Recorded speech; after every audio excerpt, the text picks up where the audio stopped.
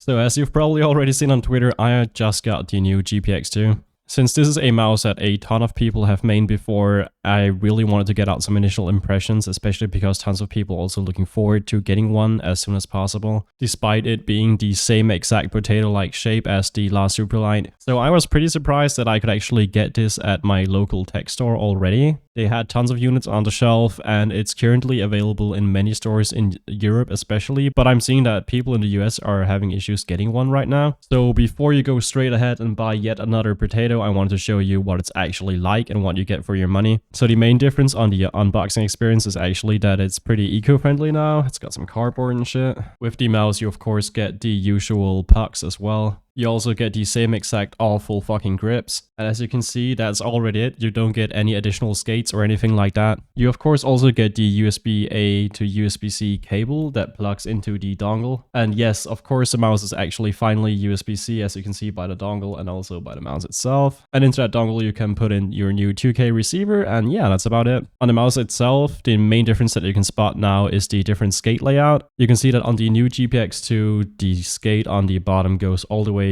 to the edge of the mouse, whilst the old skate was really rounded at the bottom. And honestly, from the outside, that is the only difference that you can spot. The absolute main difference that I've been able to feel so far in-game are the new clicks. They're new hybrid clicks that are actually optical but built mechanically, so they still feel like a mechanical switch.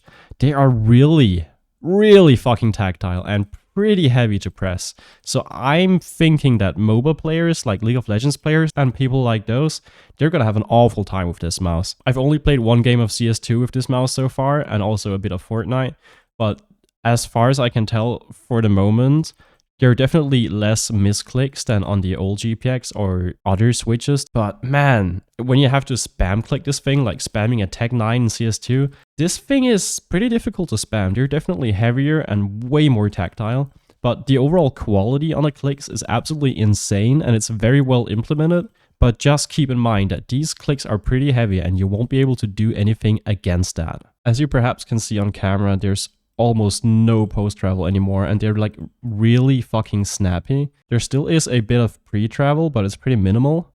I've also seen some reviews that are telling that the side buttons are much improved, but honestly, what I can feel is only a slight improvement. You can see that there is still a lot of pre-travel, especially on my copy, but I don't know what others are feeling like. On my old copy of the GPX, I've actually modded the side buttons quite a bit. I've bent the plastic more inwards and put some tape behind where the side buttons go, so it's closer out to the edge of the mouse. And the way that I modded my side buttons feel way better than what it is on the new GPX. They do feel snappier than a stock Superlight, but they're not much improved, so keep that in mind as well. Also, the scroll wheel is insanely light, like it's not even funny. I don't know what they've done to the scroll wheel, but if you expect any tactility out of this thing, don't get this thing because it's very light, and I think Apex players are gonna absolutely love it because it's really easy to absolutely spam for B-hops and tap strafes and stuff like that. But yeah, other than that, mouse free is also more spammable, which is a great thing. But yeah, that scroll wheel is pretty dodgy in my opinion. It almost feels like it's a Chinese mouse, or it's actually kind of broken. That's how light it is to actually scroll. When it comes to the overall coding, the one on the old GPX I had issues with dry hands, and on this new copy, I actually don't even think I'll ever need to use grips on this thing like I did on the old Superlight when I had dry hands. This new coating feels pretty chalky, and I would actually compare it to the new Lamsu Thorn as well. It really is more chalky, more grippy with dry hands, and when you get warmer hands, it's just even better so far. So yeah, I definitely think it's an improvement. But when it comes to these stock skates, they're still absolute dog shit, and you need to replace these as soon as possible. They really are just as thin as before, and they're very slow, and they just feel like shit. But yeah, the overall click quality is insane, but those heavy switches are definitely gonna ruin somebody's day.